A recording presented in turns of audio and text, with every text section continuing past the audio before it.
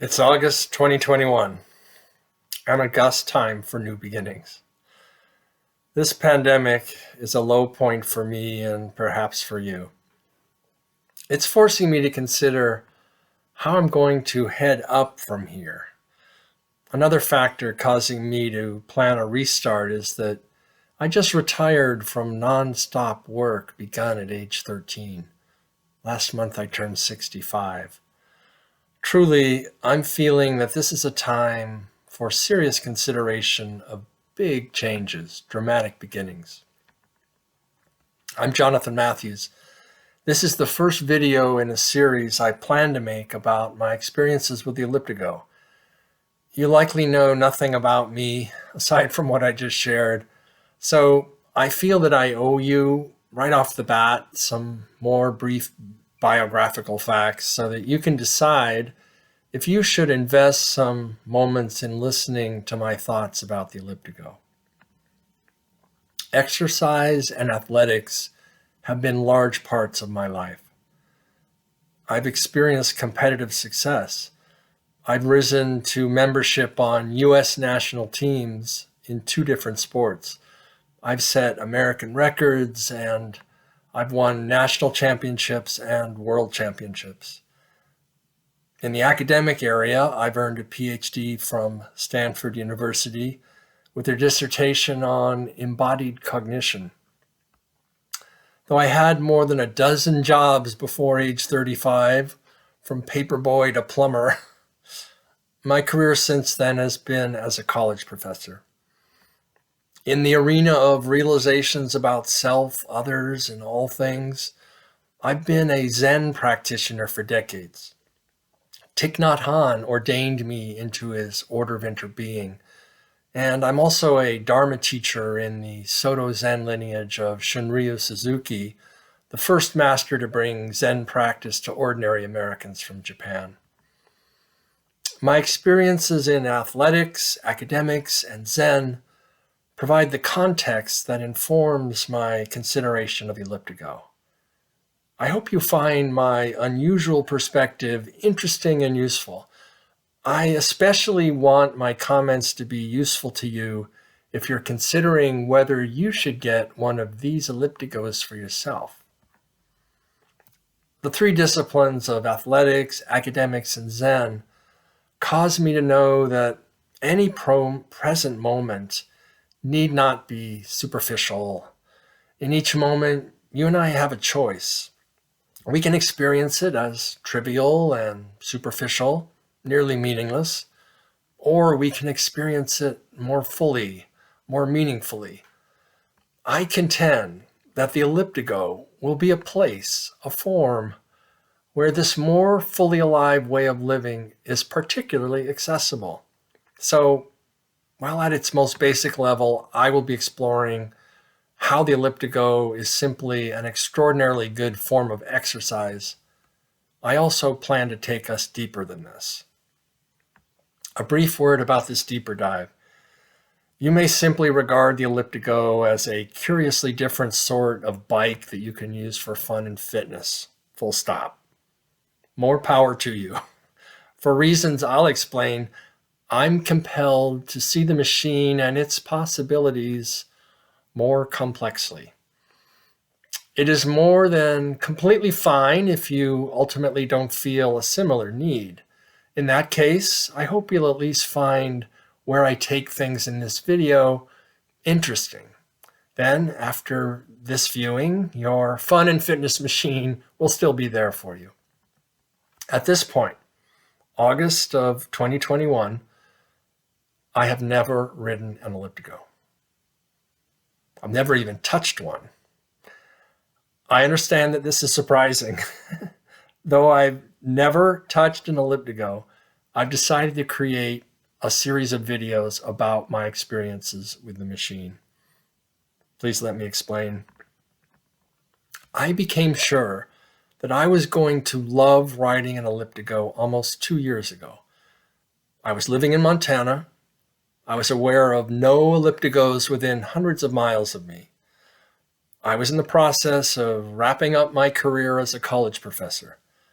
My free hours were mainly consumed by do-it-yourself remodeling of our outdated home of more than 2 decades to prepare it for sale. Because Montana has 6 months of winter weather each year, and because we were planning to move to the perpetual spring of coastal Southern California, it made sense to me to wait to get to my Elliptigo until I'd retired from teaching, we'd sold our Montana home, and we'd moved to the Golden State. Wouldn't you know it? COVID hit at the moment of my retirement and our Southern California home purchase. This caused a very long pause in our moving and my Elliptigo plans. Now, with my wife and I vaccinated, we are finally in Southern California, living just 80 miles from Elliptigo headquarters. Last week, I saw someone in person riding an Elliptigo, first time, on a beach bike path. I admit this trajectory sounds strange. That I became sure I was going to love riding an Elliptigo, that I became sure I was going to love making it an important part of my life, sparked solely by what I'd seen about it online. Maybe it's strange, but aren't there some important decisions you've made based on online research? The hours of Elliptigo videos that I've watched have provided me with enough information, I believe, to commit to a serious engagement with this thing that I have not yet touched. I've spent hours seeing others use it. My video and audio immersion with it has provoked my embodied imagination, has enabled me to get a deep sense of what riding it will be like for me. On top of this observed and imagined sense, there's been the rational consideration of how power is applied on an Elliptigo, the angular path of joints that mimic a running stride, the muscles activated, the evolutionarily supported upright weight-bearing position of the athlete, the intensity of effort easily accessible, free of the repetitive impacts that cause running injury. I've decided to make this video record of my encounter with the machine because, based on everything I've seen and based on thinking about this now for a couple of years, I'm convinced that riding the Elliptigo is not just going to be perfect for me. I'm convinced that it could be perfect for many others. And because my career has been teaching, I feel motivated to try to express my research findings and my imaginings about the Elliptigo, and soon my direct experiences with it, in ways that might provoke insights in others that they find helpful. Based on my many months of research and pondering, I can't understand why Elliptigo riding hasn't become very common. Sometimes new things languish virtually unnoticed by most people, and then for reasons that are hard to trace, they suddenly take off. Will this happen with the Elliptigo? I think it should. I think it will. This is because I think that what the Elliptigo is important. It is a new class of motion along the earth, a new way of moving down a road or path, a new way of moving the exercising human body that is superior to any existing established options in many positive ways. This is what I believe, and I'll explain why. And then in subsequent videos, I'll put my reasoned and imagined current beliefs in the crucible of the test of embodied practice. Then you and I will be able to see if in the heat of this crucible, in the heat of my embodied Elliptigo experience, if riding the thing stands up to what I've reasoned and imagined from a distance. We'll see. But right now, I think that this first step, what I'm trying to explain in this first video, is most important. Let me note that although I'm hoping this will be relevant to you, I'm making no claims about the suitability for you of anything that I present. If you have heart disease, known or hidden, or other cardiovascular conditions or other health deficits, known or unknown, then what I'm suggesting in this video and the ones that follow may not be relevant to you. As is universally recommended, talk to your doctor about the suitability of adopting any practices that I will share with you. Decisions about what is healthy for you are yours, not mine. Then there's the risk of falling while riding an elliptigo, and there's the risk of striking something or being struck by something. I'm making no assertions of safety for you. So here's some more about my context to consider. As you know, I'm 65 and have just retired from a career as a college professor. I'm pretty healthy and pretty fit, but I'm not as fit as I'd like to be due to injuries provoked by past exercise forms, the causes of which are not present with the elliptigo. This is the main thing that attracted me to it, and it's the main reason I'm confident it'll prove to be a very important exercise form for me. And beyond what I believe will prove to be a mechanically, physiologically ideal exercise form, there is the great pleasure of getting this exercise outdoors in some beautiful natural setting, moving rapidly over the path or down the road, upright, striding forward, taking in everything. So here I stand, facing a retirement that actuary tables tell me will likely last 20 years from my current age, and could last an additional 15 years or more on top of those 2 decades. What should I do with this open time? What would you do? This is a great question to have. There are lots of things a person can do when each day is not consumed by the many hours given to the demands of one's job. Lots of positive things. But please allow me to make the case for the wisdom of trying to build one's capability to be physically dynamic, the value of trying to increase one's physical capabilities during a time of life in which many find their physical capabilities diminishing. Maybe this isn't a relevant concern for you. Maybe you're younger. You're nowhere near retirement age, but this machine, this elliptigo, strikes you as an interesting tool that could build your fitness, strength, and endurance without injuring you. I think this is a good hunch. I think you may be onto something. I think that what I'm going to be exploring here and in later videos might benefit you. But again, you need to make that decision for yourself. As a college professor, my work was intellectual, dealing with concepts, ideas, and how to apply them productively. So I don't disrespect intellectual engagement. However, please allow me to suggest that being physically most alive, most dynamic, building one's strength, one's endurance, one's flexibility, that this is a very worthy way to spend one's time. Millions of years of evolution, the actions of our countless ancestors have tended to favor being fit over not being fit. And beyond simple physical fitness, please consider the possibility that a single moment of one-pointed, focused physical engagement may be a more effective portal to full human life than many hours of coolly rational, disembodied cogitation. This is a radical idea in Western culture. René Descartes, the most historically influential Western philosopher, said, "I think, therefore I am." Holistic embodied experience is regarded as inferior to coolly rational discursive thought.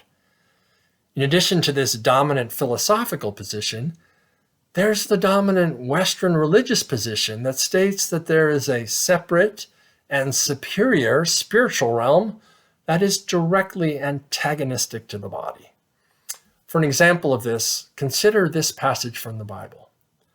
Romans 8:13 states, "For if you live according to the body, you will die. But if by the Spirit you put to death the deeds of the body, you will live. But let's get basic here. For me, I see three parallel pathways of elliptigo engagement. They are the way of ease, the way of intensity, and the way of community. Remember at the beginning I named athletics, academics, and Zen as relevant to my consideration of the elliptigo? These are the three life ways that drew me to consider the elliptigo that are important to my consideration of it.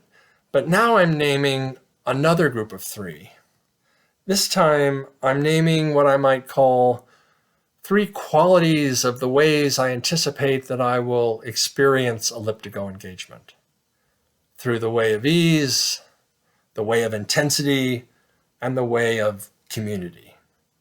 First, let's consider the way of ease that the elliptigo makes possible.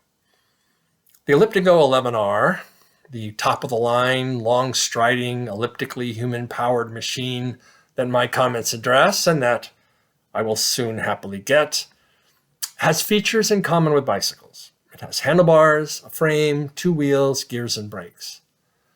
Though I'm aware of no scientific research on the specific energy efficiency of the elliptigo, its close cousin, the bicycle, is documented as being the most efficient way to move a human being down a road or path. Because of the more upright posture of an elliptigo rider, compared with a bike rider in the classical road racing position bent low over the handlebars, an elliptigo rider is less aerodynamic, and therefore an elliptigo is a bit less energy efficient than a road racing bike. An elliptigo rider has an aerodynamic profile that's more like a runner's than a bike racer's. So if a standard racing bicycle energetically is the most efficient way to move down the road, it may seem reasonable to ask, why would I want to ride one of these unusual new machines, this elliptigo, in seeking the way of ease? Isn't the most energy efficient vehicle the paragon of ease? Why don't I simply spend time on a road racing bike? Why don't I choose to make fitness biking my primary form of exercise? During my bike racing period, it was not uncommon for me to train 500 miles a week, with as many of those miles as possible invested in the intense bliss of heavy breathing, heart-pounding, long mountain climbs. I also once rode by myself from North Carolina to Cape Cod. So biking for fitness seems like a reasonable possibility for me now. If there were not this great alternative, this elliptigo, I could do it. I could become a committed biker again. When I consider what it was like to ride a road bike long distances, and when I compare it to the presence of this alternative, this elliptigo, I see some relative benefits in favor of the elliptigo. My years as a serious and successful bike racer taught me that high-speed crashing while riding in packs is a frequent and large problem. But beyond this pack riding problem, even simple cycling for fitness and enjoyment seems to me to be prone to pains that will be avoided on an elliptigo. Mind you, I'm coming from a place of love.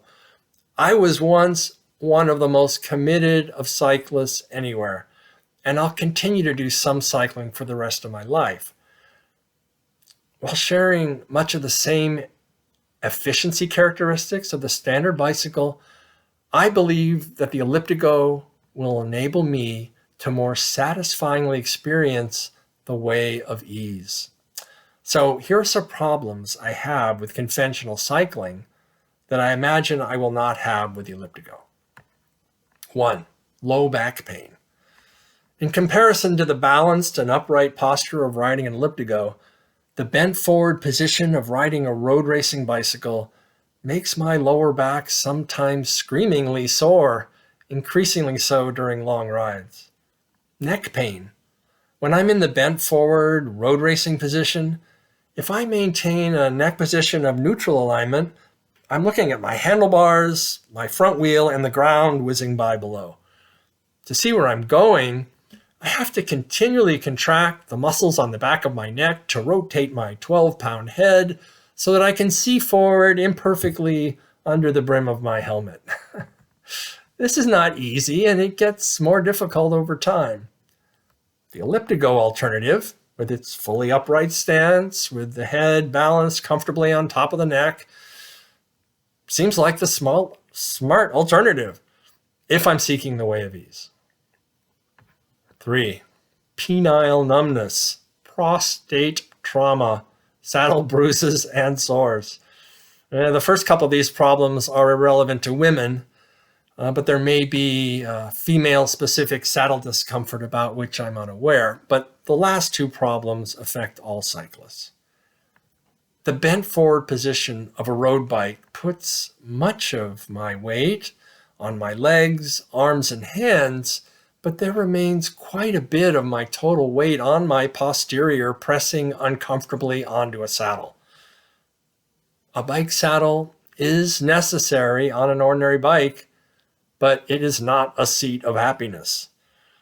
Riding an Elliptigo, the head is balanced on a neutral neck, and the heavy torso is also neutrally balanced, carried by a vertical spinal column rising naturally from the pelvis, with the legs freely striding beneath, free of any saddle. 4, hand, palm, thumb, wrist, finger soreness. The bent forward road bike position puts a considerable percentage of body weight on the arms and hands that can generate discomfort and pain. On the Elliptigo, the hands are on handlebars, but they support only themselves and the arms, as the body supports itself in the vertical balance of torso, pelvis, legs, and feet. 5, a limited view of the world. Because of the forward tilt of the body, neck, and head in road cycling, the normally enabled view is of the road immediately below and in front of the bike. In comparison, when riding an Elliptigo, the normally enabled view is of the road ahead and in the distance, and of the scenery ahead and on the side. And also, the Elliptigo riders are higher above the pavement than those of a rider of a road racing bike. Have you ridden both a sports car and a truck on a crowded freeway? You see only the bumper ahead of you from the low perspective of a sports car, but you see far up the road in a high-riding truck. Similarly, the Elliptigo rider sees more of what is all around than a road bike rider sees.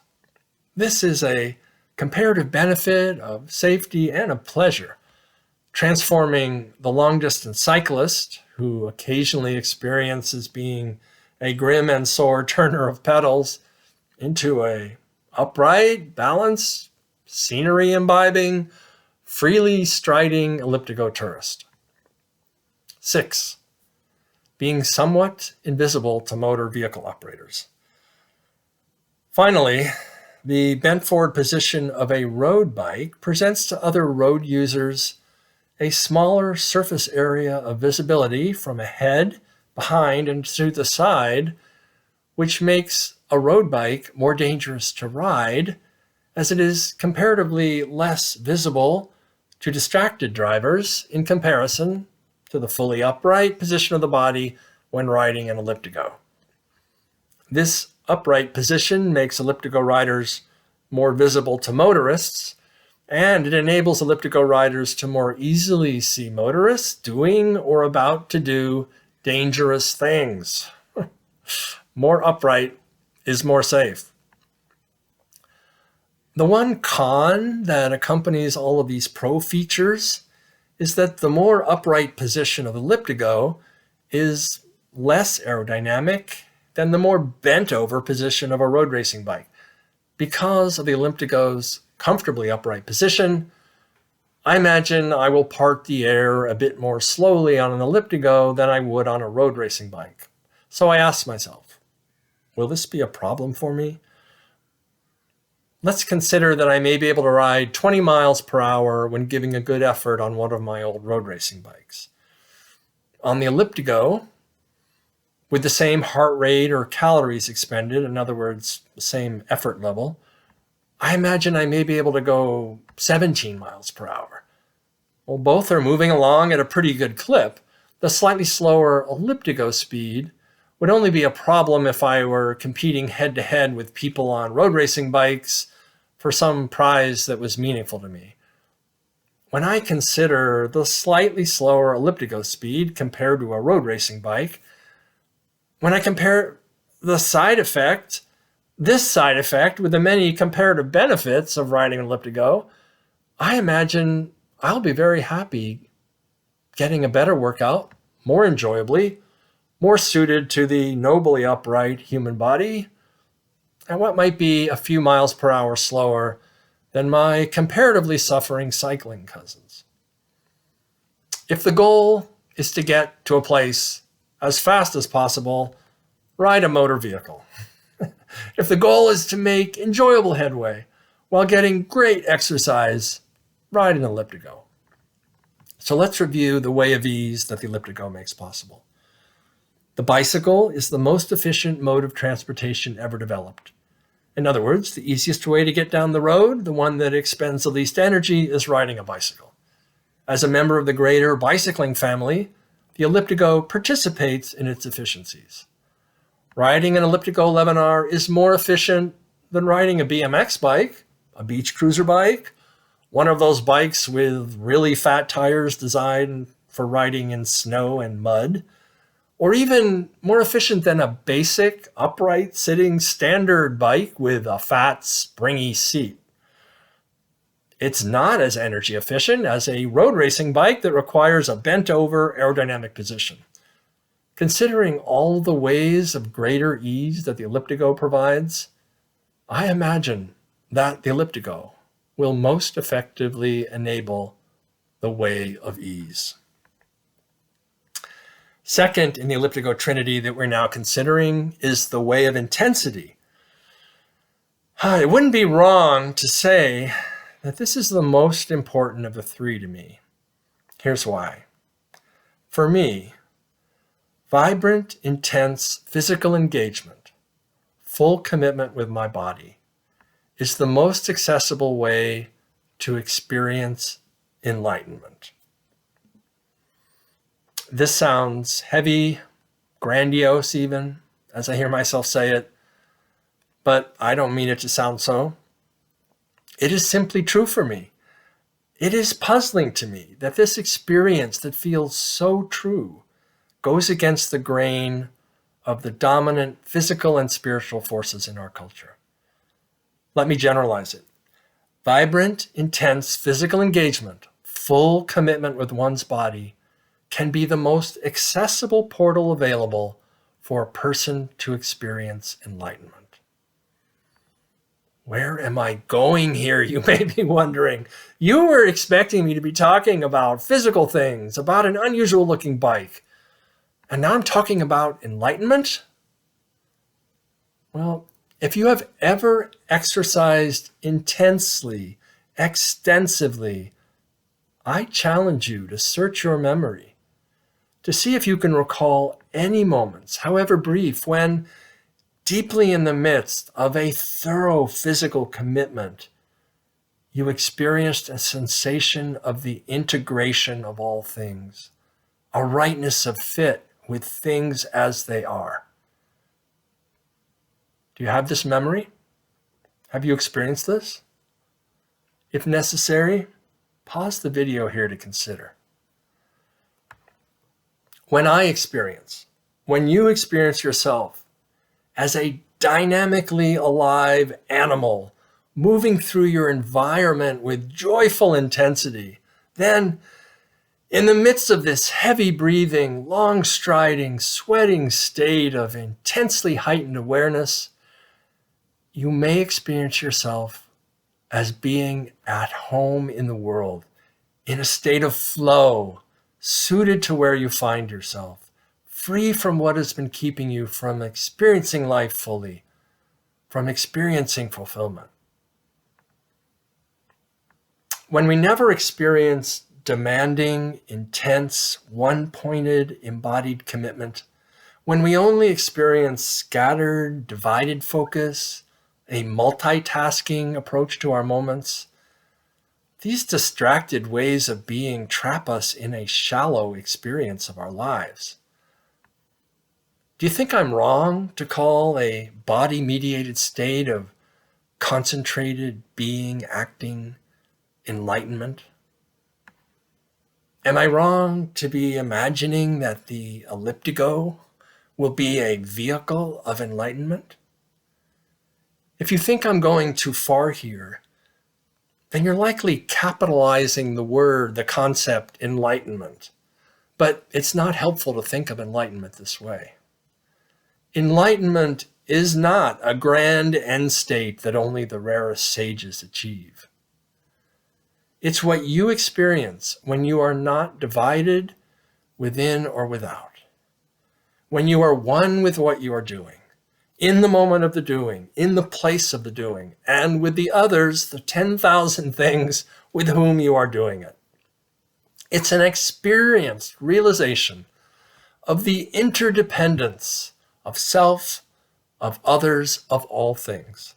This experience is not accessible through reasoning, through argument, through proof, through faith, through belief.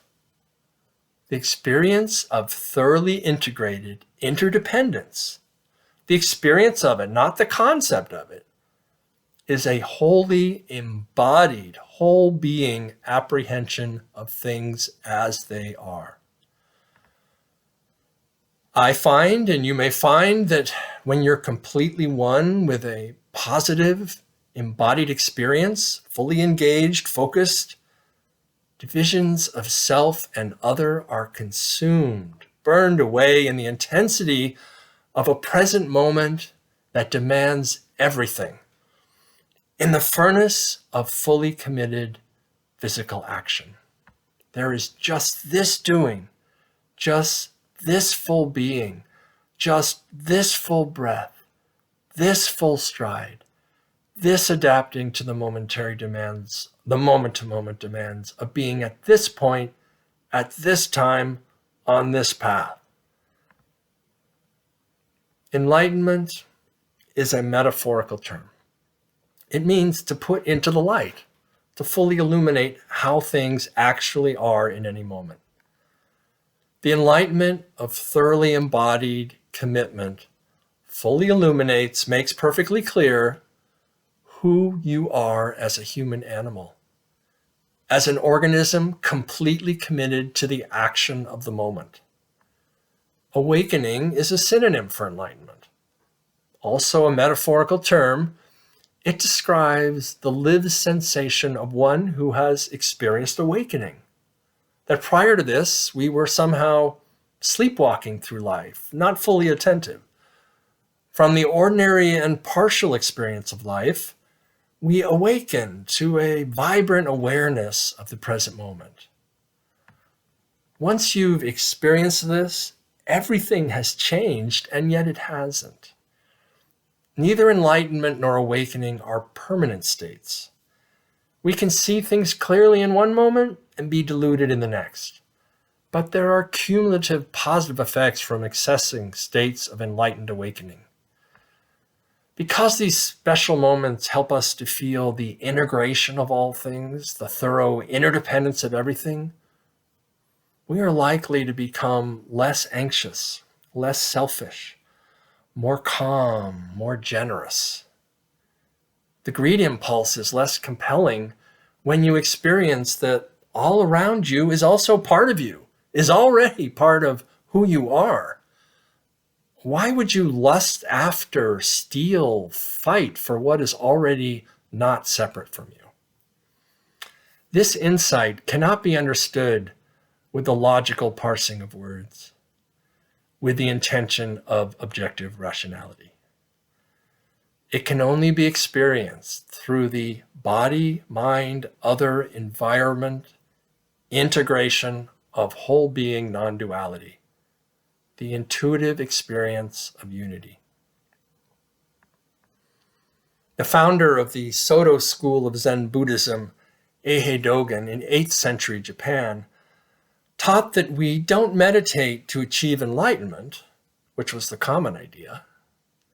He taught the identity, the non-dual unity of the still posture of upright sitting and enlightenment. In other words, in the experience of undivided commitment to the physical form, in just giving yourself fully to meditation, in assuming the posture of upright, still sitting, there is nothing separate or additional to be achieved. Full commitment to embodying the form, just doing it, is the experience, to quote Dogen, of repose and bliss, the practiced realization of totally culminated enlightenment. Just do it. Nike borrowed this idea from Dogen. A millennium and a half before Dogen, Siddhartha Gautama, whom people called the Buddha, which means the one who is awake, said this about enlightenment: it is clearly visible, but hard to see. The way to experience enlightenment is clearly visible. It's not some secretly hidden, esoteric practice available only to a select few.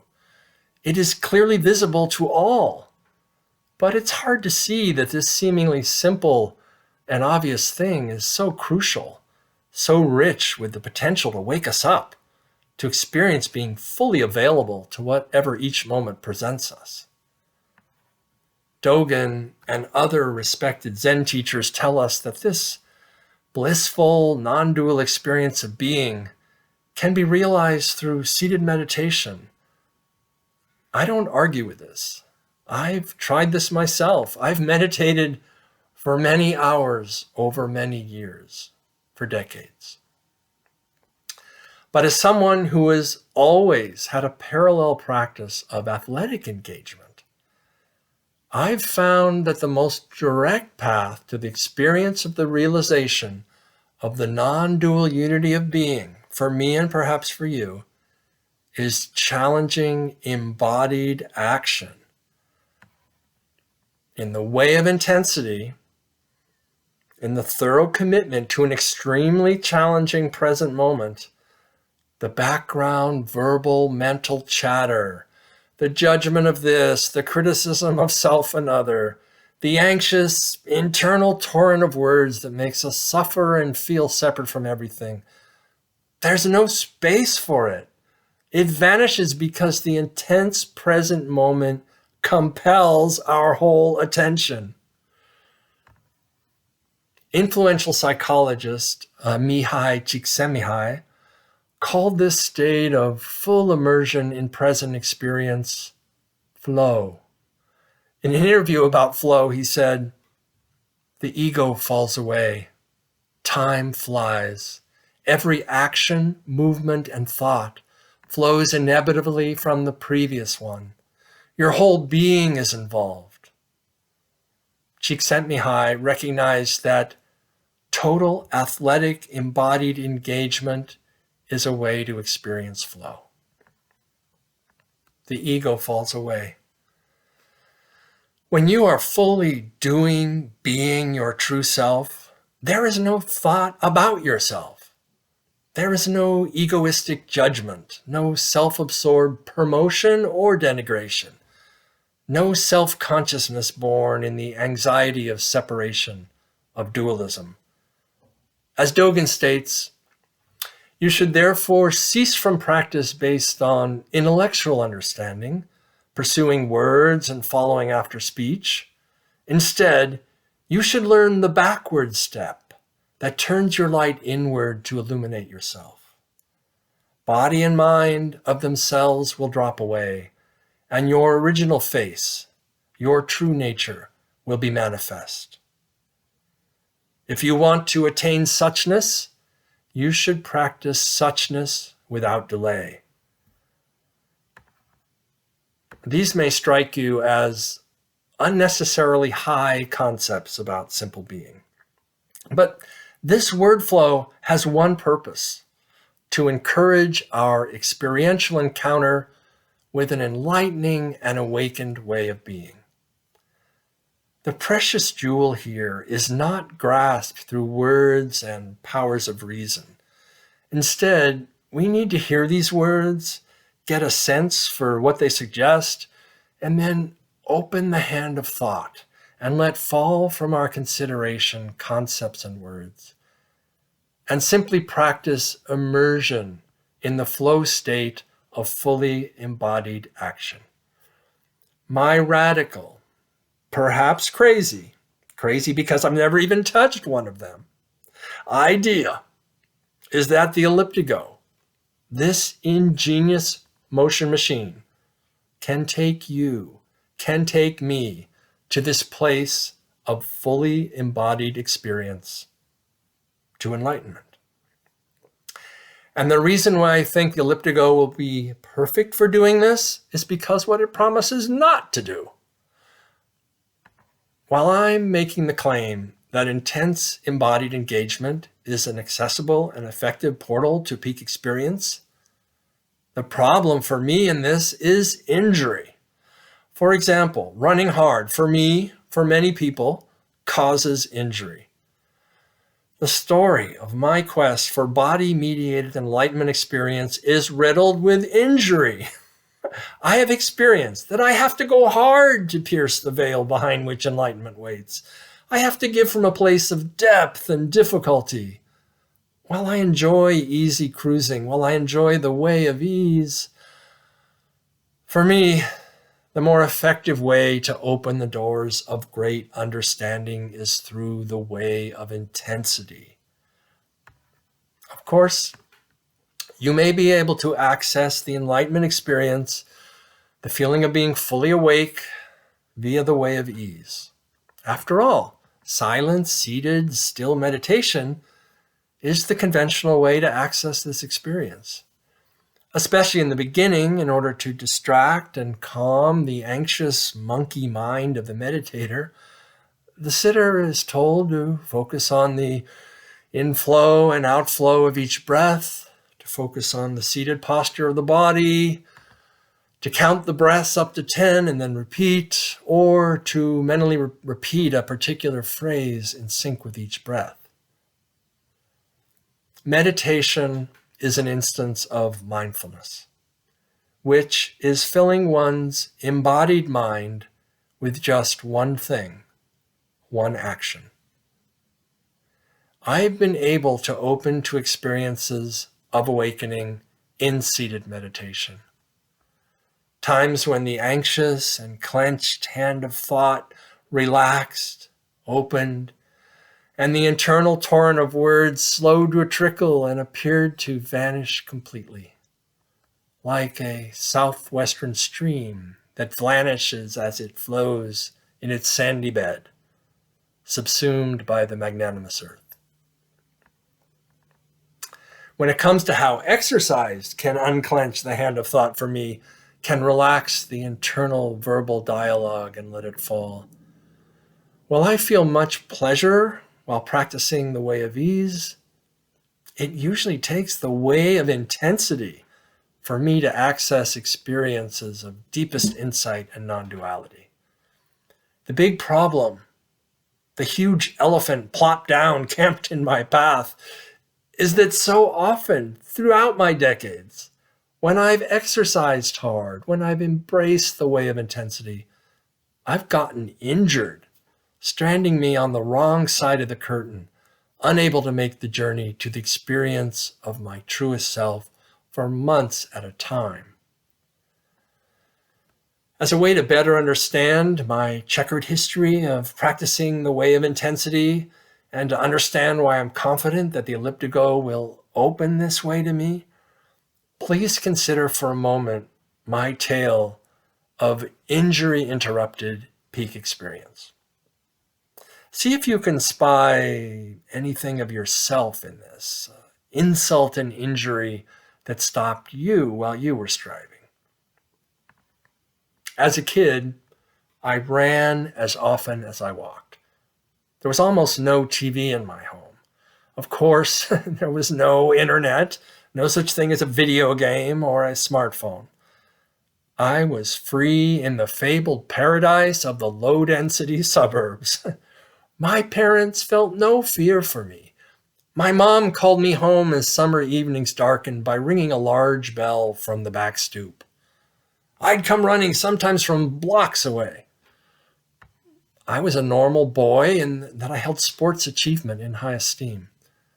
My childhood of huge amounts of joyful, goalless running led running to be the thing that I was best at as adolescence hit and any sports contest with my peers. But my intuitive, naive realization that the most joy came from the fullest engagement led me to what I understand now to be horrible training errors. Living near mountains as a preteen, I often chose to sprint up them and then fly down them as fast as I could. I had no coach. I didn't know how to interpret the strange pains this caused in my legs and feet. One Sunday morning, waking while the rest of the family slept, without telling my parents, without taking water with me or knowing where to find it on my planned route, I decided to try to run 50 miles. I was 12. I figured I could keep myself honest by running 25 miles out and then turning around. I ran out of juice around 15 miles, wobbled about, and limped home, experiencing tunnel vision during many hours of slowly putting one foot in front of the other. I had lots of full tilt engagement as a youngster. I didn't kill myself, but I sure blasted my Achilles tendons. This carnival of errors was all before I got to high school. When I did get to high school, I was one of the best cross-country runners and the top half-miler on my team, but I was mainly a bundle of passionate yearning hobbled by chronic injury. I somehow managed to get fast enough to experience a year of Division I cross-country and track, again hobbled by chronic injury, my mythically problematic Achilles. One fine spring day, I did 20 times 200 meters in 27 seconds. A wonderfully intense anaerobic experience for me, though I wasn't heeding the messages being sent to me by my throbbing left Achilles tendon, which was particularly stressed by being the part of the inside foot experiencing the torque of each high-speed turn. The next morning, I collapsed to the floor trying to get out of bed. I was down for the count as far as running was concerned, but I still yearned for intense embodied experience, so I climbed on a bike and rode. Fast forward some years, and I was a member of the U.S. Cycling Federation's road racing national team until I landed on my face while representing the USA in an international stage race, leading to root canals and plastic surgery to try to repair my rearranged features. There I was, once again, violently kicked out of another route to intensely embodied oneness. And so I grasped at the next apparent possible thing for me, triathlon. At the time, there was no drafting in triathlon, so it promised freedom from the close pack bike racing that had thrown me to the pavement. But it involved running, of course, and so my Achilles tendons protested the return to this old practice. I also found that I didn't enjoy swallowing chlorinated water during hours spent face down in a pool. What could I do? Achilles throbbing, waterlogged. There was limited potential for me here. And so I found race walking, entering my first race at age 34. Race walking is essentially a grounded, lower impact, technique restricted version of running. I found that my Achilles tendons could barely tolerate it. Within a couple of years, I was setting records and winning championships. I walked a mile in the Millrose Games at Madison Square Garden in 5:56. I walked 50 kilometers in 4:01, a pace of 7:45 per mile for 31 miles. And I walked 20 kilometers in 1:24:50, which is a walking pace of 6:49 per mile for 12.4 miles. But race walking, by its rules, requires that the athlete's leg be completely straight, no bending in the knee, as the heel touches down and until the athlete's torso comes over the straightened leg. Because the rules also require the race walker to maintain continual contact with the ground, the impact of each stride in race walking is far lower than the impact of each stride in running. But the requirement of the fully straightened leg at the knee at each heel strike results in each stride's impact forces getting transmitted up into the athlete's pelvis. Wouldn't you know? If there was an injury to be found in an embodied form that I was pursuing in order to experience flow, in order to experience intensity-mediated oneness, I'd find it even in something as innocent sounding as walking. And so I developed osteitis pubis, also known as pubic synthesis disease, an injury primarily experienced by soccer players, hockey skaters, and race walkers. So our two hips make our pelvic girdle, joined by ligaments in the center. The impact of a very fast walking stride that lands on a straightened knee causes repetitive impact forces that create a vertical shearing action between left and right hip at the point where the ligaments bind them together. And if you love to do this form, this race walking with great gusto and intensity, how else can you experience enlightenment through it? And if you're a bit unlucky in love, voila, debilitating pain. Imagine being hit on the pubic bone by a baseball bat. Pain that takes many months to heal.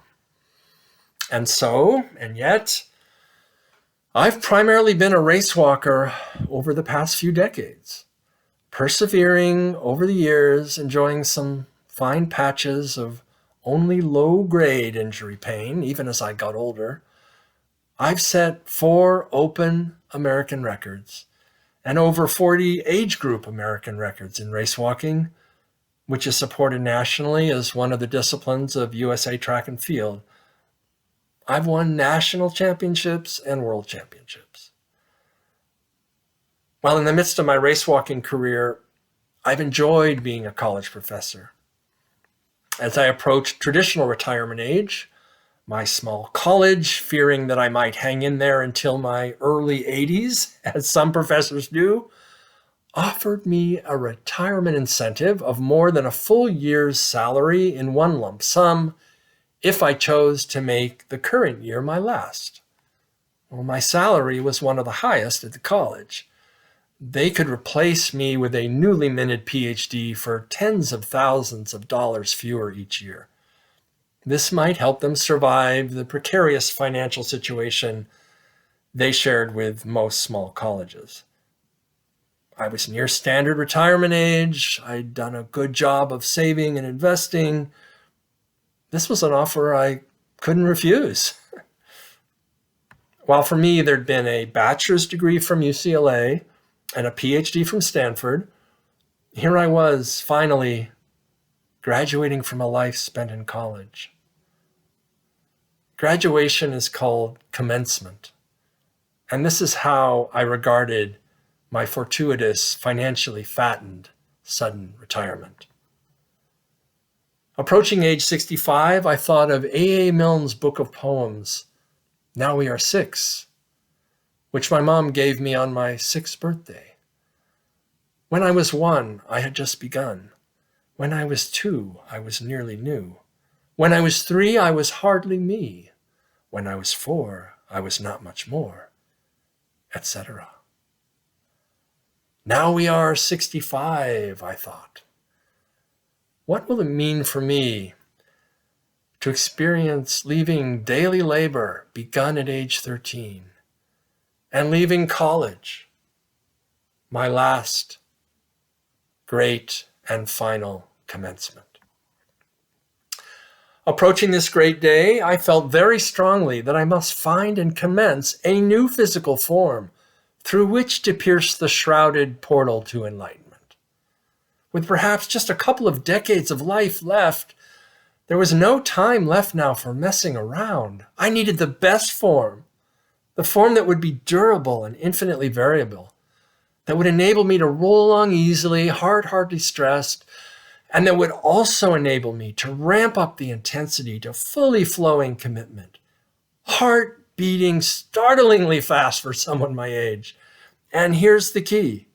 I needed to be able to do this cherished high-intensity practice in a way that would not contort the human form. I needed to fully embrace a way of intensity that enabled my body to be upright and moving forward, a way that would be free from the repetitive impact forces that cause injury. This was the motive force that drove my hours of web sleuthing more than a year and a half ago, during the dark and cold and icy Montana winter. I had remade myself before, taken on new practices of embodied engagement as circumstances compelled me, from running to bike racing to triathlon to race walking. All had proven uniquely problematic in their time. The criticisms of riding a road racing bike that I've enumerated are in comparison to what I imagine I will experience on the Elliptigo.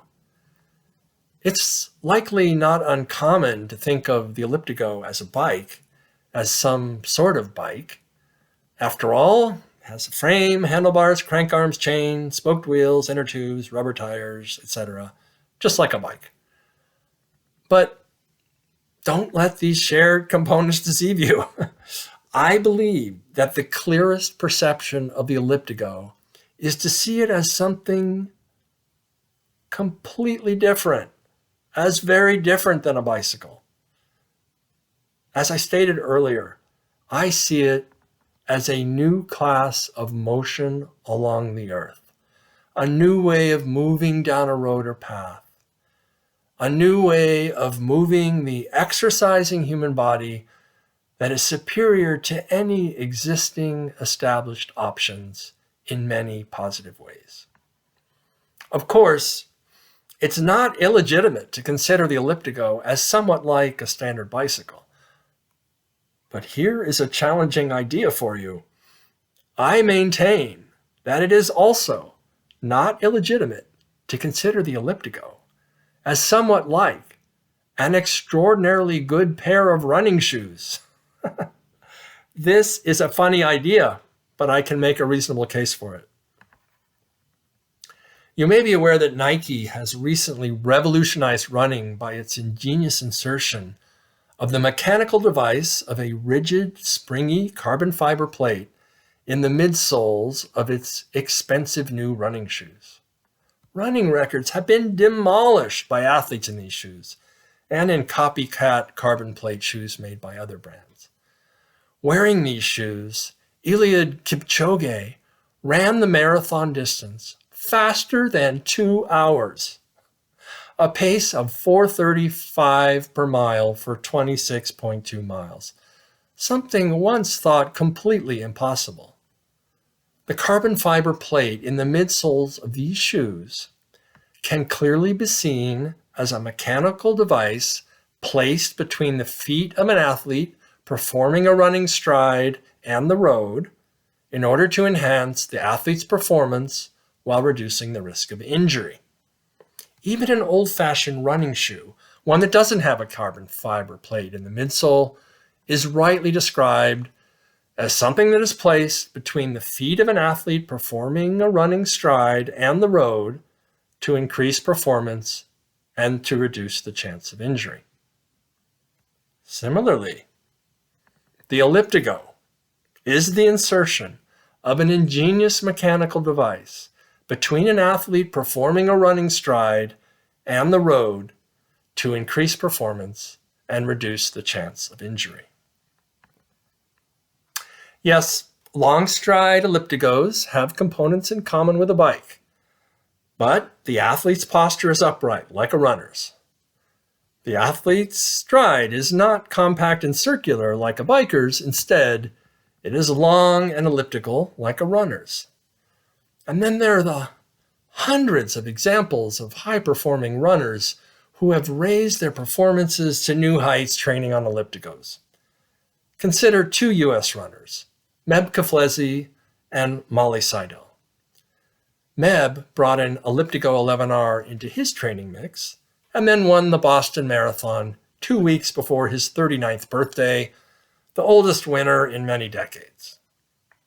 Molly included training on Elliptigo 11R in her program, won the Elliptigo World Championships race in 2020, and then recently shocked the world by her bronze medal performance in the Olympic marathon in Japan, finishing just 10 seconds behind the world record holder and just 26 seconds behind the winner, both of whom were extraordinarily fine Kenyan champions that practically everybody in the world of running considered very far out of Molly's league before she actually did it. Many running teams, both college and professional runners, have adopted the regular use of elliptigos, both as a substitute for running when its pounding has caused injury, and to supplement their running with additional hours of fitness building training through the performing the dynamics of upright running posture and long flowing running stride, enhanced and protected by the achievement boosting, injury preventing mechanical device of the Elliptigo. Because some can't see past the two wheels and handlebars connection between the Elliptigo and road racing bikes, I've seen some on social media criticize the Elliptigo as being a bit slower than a racing bike.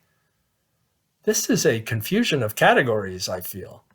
As we've seen, it is elite distance runners rather than elite bike racers who are using elliptigos in their training.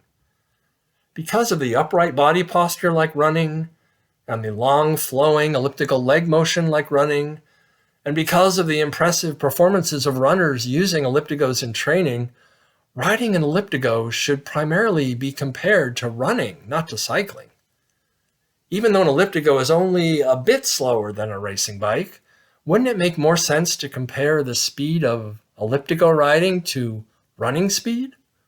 When we consider things this way, we see that ordinary people can maintain world record-shattering running pace and superhuman running endurance through the insertion of this ingenious mechanical device between their running stride and the road, increasing performance and reducing the chance of injury.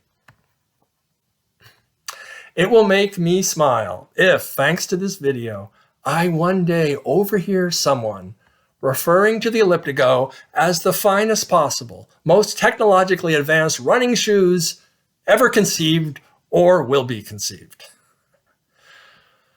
I am excited to think of the long rides I'll do and the many interesting things my upright running posture will enable me to see when I soon get my Elliptigo. One of the virtues of the Elliptigo that I'm excited about is that I imagine the ability to get a great workout on the Elliptigo will be similar to the ability to get a great workout while running for the blessed and rare few who can run hard without getting injured. I imagine that the upright body posture and long flowing running stride of the Elliptigo will make it possible for me to relatively easily get a workout similar to what I'd get if my historically injured body could enable me to vigorously run. And even if chronic running injuries weren't hobbling me, because the Elliptigo's running stride involves no impact against payment, I think that any fit person should be able to maintain the high heart rate necessary for peak aerobic fitness for far longer on Elliptigo than would be possible through normal running which causes athletes to keep sessions relatively short due to the muscle breakdown caused by normal running's repeated impacts. While a 2-hour run stretched the limits of possibility for most normally fit runners, I imagine that a 2-hour Elliptigo session will be much more possible and enjoyable. On YouTube, I've seen rather normal-looking folks enjoying Elliptigo rides of many hours. When Nike debuted its carbon fiber plate shoes, they estimated that their innovation provided a performance increase of 4% over any earlier running shoes. By making them available for sale to all and by enabling other brands to incorporate carbon fiber plates in their shoes, the revolutionary Nike shoes were not banned for providing an unfair advantage. There's no way to quantify, to assign a performance benefit percentage increase to what the Elliptigo promises to provide me. Is it 100% performance increase to enable me to go from only being able to maintain a slow running stride due to ancient and chronic injury to being able to move down the road with a regally upright and flowing running stride with capabilities of speed and distance that far surpass anything I could ever imagined as a conventional runner?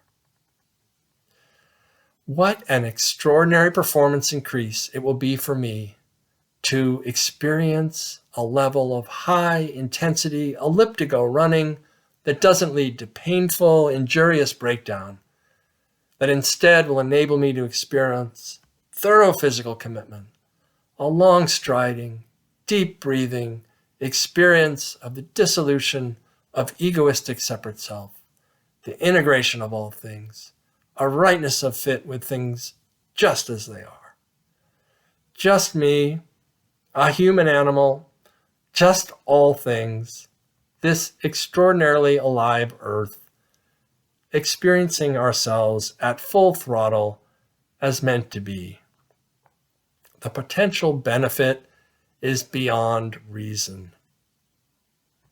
We've been through the way of ease and the way of intensity, and now we come to the third and last of the three parallel pathways of Elliptigo engagement, the way of community.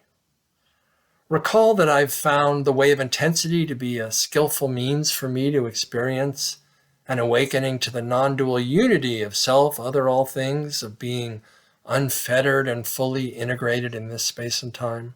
This experience of non-duality, of non-separation from others, of feeling oneself as perfectly integrated without anxious feelings of alienation from anything, imply a comfortable participation in both an immediately local and universal community.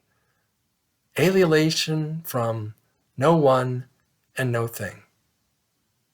This is the beloved community. Okay, that's one way to think about the way of community that the Elliptigo makes possible. While not separate from this way of conceiving of the way of community, there are some really positive practical structures of community that my online research informs me that Elliptigo folks have established and are enjoying. There is the Global Elliptigo Riders Club. The acronym is GERC. Quoting liberally from its webpage, the purpose of the Global Elliptigo Riders Club is to foster enthusiasm and community among Elliptigo owners through online and in-person engagement, which includes organizing riding and social events for club members, including the Winter Classic, Spring Classic, Rally Weekend, Elliptigo Days, etc. Being the focal point for coordinating and managing community riding programs, maintaining a community website that includes points of contact for local riding groups, a calendar of upcoming group rides and events, service tips and recommendations, photos from events, training plans, techniques, etc. Selling branded or event-branded apparel, accessories, other goods that comply with Elliptigo brand guidelines. Putting out a newsletter and other communication to club members. One of the way of community experiences that GERC sponsors is the Get Out and Go program, acronym GOGO, which runs from March 1 through October 31 each year. From my research, it seems to be full of fun, social, individual, and community riding activities. Last season, more than 270 participants from around the world logged more than 500,000 miles and 14 million feet of climbing while having fun seeking personal achievement and go-go swag. Each season, there's a month-long September Team Challenge. Participants use either a phone fitness app or a GPS-enabled sports watch during their Elliptigo riding that uploads their workouts to the club Strava page so they can see what their friends are doing each day as the various challenges occur. There's also a GERC Facebook page where people can share and interact. I'm looking forward to participating in this next year. But before this, coming up just a few months from now in October of 2021, is the annual Elliptigo World Championships and Rally Weekend. The World Championships is a race from the bottom to the top of Mount Palomar. It covers 12.4 miles and gains 4,580 feet of elevation at a approximately 7% average grade to finish at 5,513 feet above sea level. Pretty tough. Rally activities the same weekend include group meals, award ceremony, and several group rides along the beautiful coastal roads of San Diego County. Well, I plan to get my Elliptigo 11R soon and start training for the World Championships. I'll need to do a ride of 50 miles long within the qualifying standard and share the Strava record of it to qualify for Worlds. I also see that there are modestly priced, easily paced Elliptigo tours of interesting parts of Europe in which the well-reviewed host provides European-based Elliptigos to participants, so there's no need to ship one's machine overseas. These organized, web-tracked, and in-person activities are the heart of the way of community fostered by and for those riding Elliptigos. I'm rather sure that I'm going to enjoy competing in the World Championships and participating in the rally, and then the 8 months of different fun challenges of the GOGO program next year. But beyond these organized activities and events, because there are still relatively few Elliptigo riders in the world, I'm anticipating a satisfying community feeling of one of those rare few who have figured out what an awesome new machine this is, that it is fun to ride, and that it's a great workout that provides big benefits without injury. When I get my Elliptigo 11R, it will be hard to not feel like an insider, a part of a community of positive effect that most do not yet see. My most ambitious hope for this video and the others that will follow is that they help recruit others to the Elliptigo Way. I'm convinced that the way of ease, the way of intensity, and the way of community that the Elliptigo will open to me will fulfill the high expectations that I've shared in this video. But we'll see. If my expectations are proven to be unrealistic, if the Elliptigo can't make possible for me all of the positive experiences I've described in this video, I'll let you know in future installments. My next video in this series will be paying a visit to the Elliptigo headquarters in Solana Beach, where I hope to meet Brian Pate, the founder and CEO, to see whoever else is there, to check out the place, and most importantly, to take an Elliptigo 11R home with me. A mystery awaits me. After more than a year and a half of online researching and thinking and imagining what it will be like. What will I discover? What will riding an Elliptigo actually be like for me? I think I have a very good idea as far as research and imagination can take me. But as we know, The embodied experience is the thing. Thanks for hanging in there. I hope you'll check back later.